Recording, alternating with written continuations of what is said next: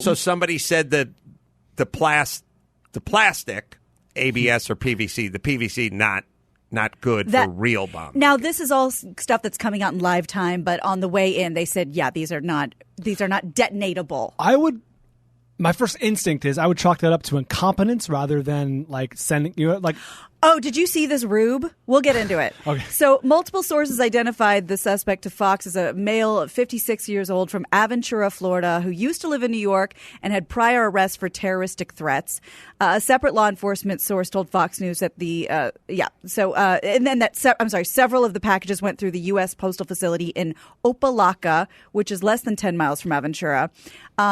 There's more packages being discovered. James Clapper, Cory Booker, and another one at CNN.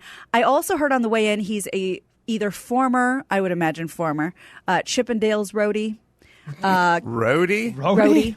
Roadie. Yeah, he's kind of a swole, yoked dude. But what's the roadie? You mean he danced? No, he probably sets up the equipment. He's the roadie. That dude is yoked. Oh, so when Chippendales hits the someone's got to plug that shit in. This is as close to Chippendales as he can get. Oh, okay. This is all stuff I heard on the Hey, you want to be on the main stage? You got to wire the sound. Also, and apparently there's paperwork of him from the Seminole Native American tribe, so that's apparently his heritage. That dude is yoked. Did you see the van? I saw the van. God, that van is so terrifying. This is somebody you want to keep an eye on. All the windows are basically blocked by stickers of Mike Pence, Donald Trump, CNN sucks, crosshairs over Hillary Clinton's face. It's a mix of glorious images of Trump and Pence and kill all the and Michael Moore. Look, yeah. Is that Michael Moore in the Michael lower? Moore's on it. That's a lot to dissect. Also in the crosshairs. Between Florida and the van. Why was this guy caught before the fucking bombs went out? How much easier could it be to find somebody? I want to talk to the neighbors. They had to put a tarp over the van just to transport it because it's so distracting and it's so salacious. They just needed to get it where it needed to go. As soon as I saw it, I was like, there's a chance this is a liberal conspiracy, a hoax, because that is so on brand, it's over the top. But now maybe less of a chance. Yeah. Well, I don't know. I don't know anything about the guy. The guy was American Indian or claimed to be American Indian. Yeah, claimed to be Seminole. Sayak or something. That dude is yoked. In trouble prior for other terroristic threats. By the way, when they go, hey, news outlets, when you're talking about the guy and they go, he was arrested in 2014 for a parole violation. It's like, I'm not interested in the parole violation. I'm interested in what got him on the parole. Yeah. So go back another 4 years and figure out the aggravated assault or the threats or whatever. The parole violation. Look, parole violation can be getting on a Southwest flight from Burbank to go to Phoenix if part of your parole is not to leave the state of California. But I don't look at everyone on the plane as a criminal. Right. It doesn't tell me that much. You know what I mean? Don't go to the parole violation. Go to what got him on the parole. Well, and that's the other thing, because when this stuff comes out and I get these little Google alerts and they're just pushing out information as fast as they have it without maybe doing too much fact checking or just whatever they've heard. That's what they're trying to get out. And everyone reported it saying, he's a white male in his 50s. He's a white male in his 50s. And that paints a picture. That's a story right there that a lot of people would use. But then we find out 15 minutes later he's part of a Seminole Indian tribe, and so it's Pocahontas. Right. So it kind of shifts gears, with the political juice you want to put behind it. Yeah, his first name is Caesar, which is it's kind of Cesar. It's kind of thing where Brian's grandma would say. That's right. Yeah. My evil grandma from the grave. If his name is Buddy Anderson, it's a little better. If he's got red hair, it's a little bit better. If he's a little whiter and a little jowlier, it's a little better. If he's rude and or tootin'. The sort of darker and the more ethnic or whatever, it's fine, but it's not as salacious or as good. But anyway, he's nuts. I'll be curious to see. Here's what I don't like about the news.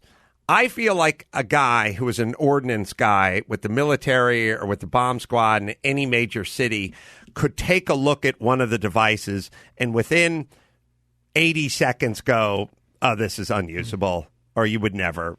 This is not an attempt at a bomb, or not. I never seem to get that part. I wish we could be a little clearer on like whether this would be usable or not. We just get Obama sent, but is it?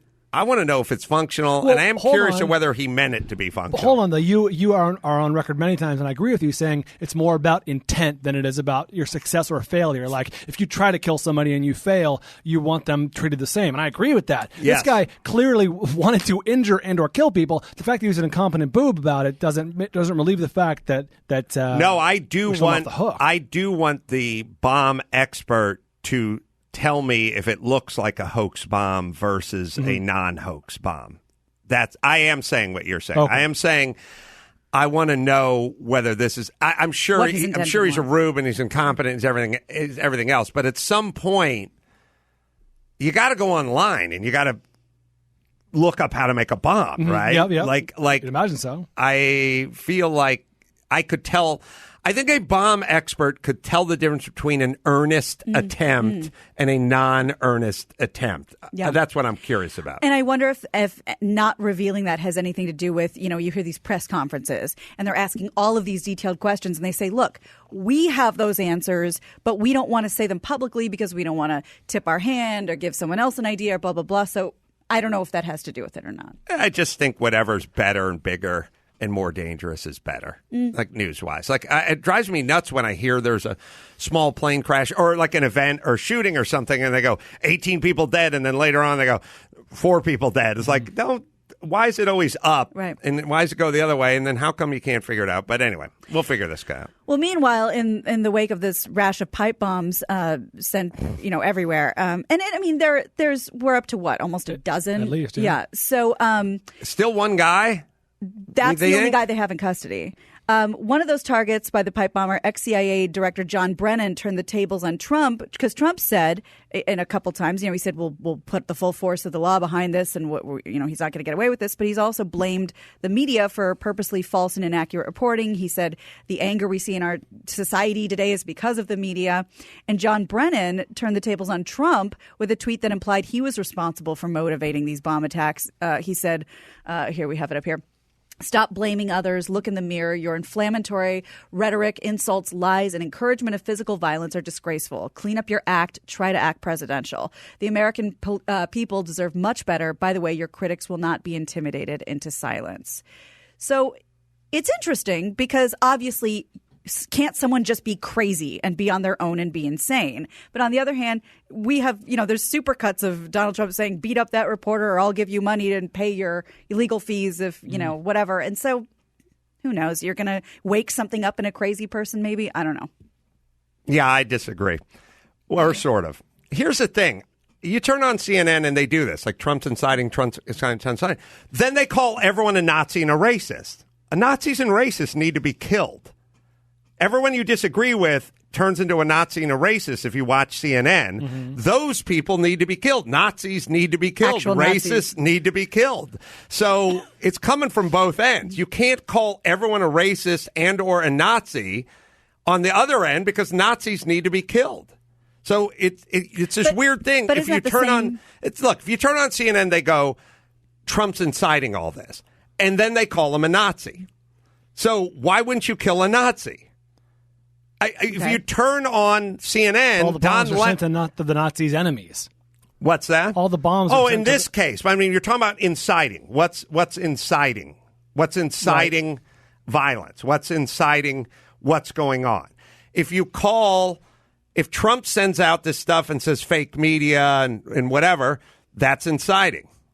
If the media says the Trump's a racist and everyone who votes for him is a racist and or a Nazi or whoever's a Nazi, then that's inciting as well.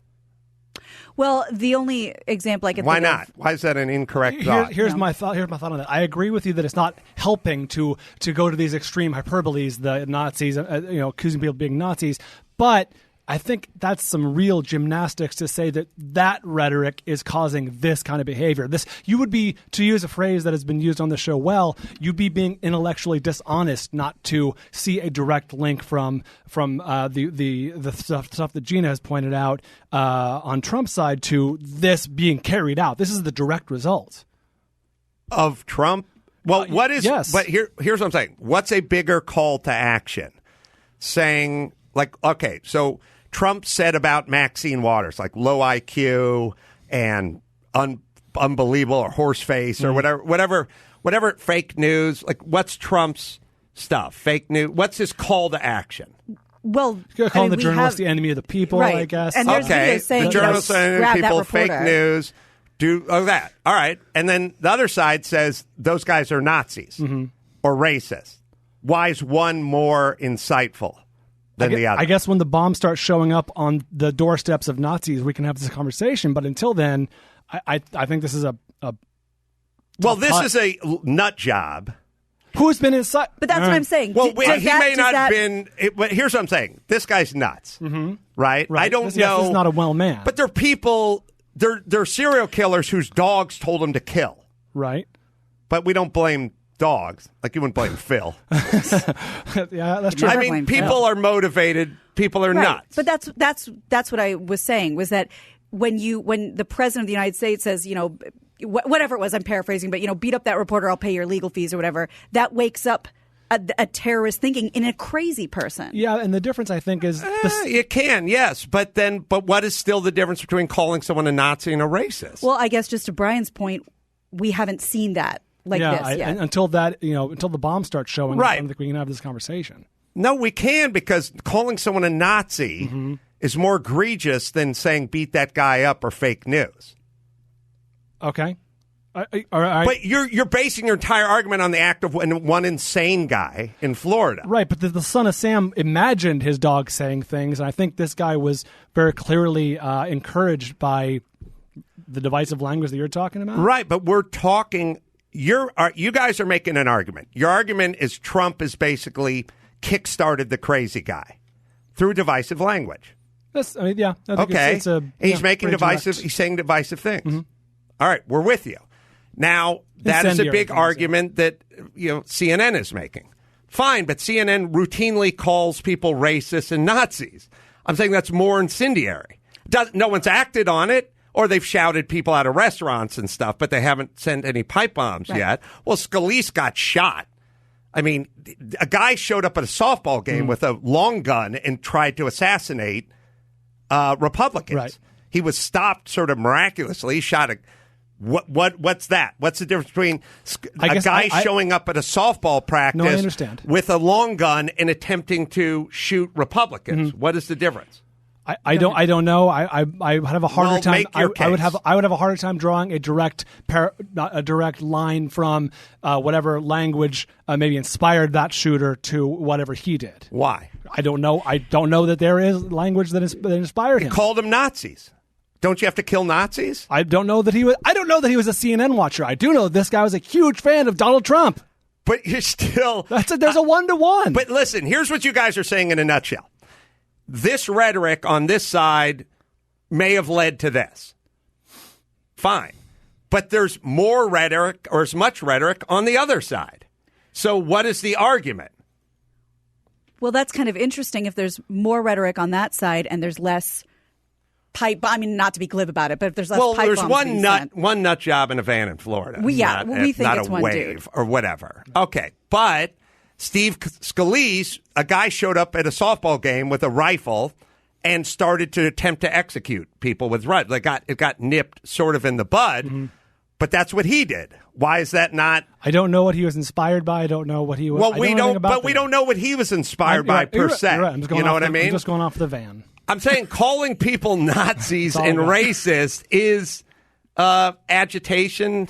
I think we all agree to that. All right, I don't think it's pushing the narrative forward at all. Well, what I'm saying is if you say this side is inciting things, and you have to go that side is inciting things too, because you're calling people Nazis and racist. Right. And just to be clear, to put a fine point on it, in this respect, what John Brennan is saying, it's not this side, it's one person. It's the president who is saying specific things, and I'll pay your legal fees if you do A, B, C, and D. But I think we all agree that everyone has lost their fucking mind, and that it is coming from both sides. This is the result. This is the result. Yeah. Yeah. Or not. Or he would have done it anyway. Like, I don't know, because he's nuts.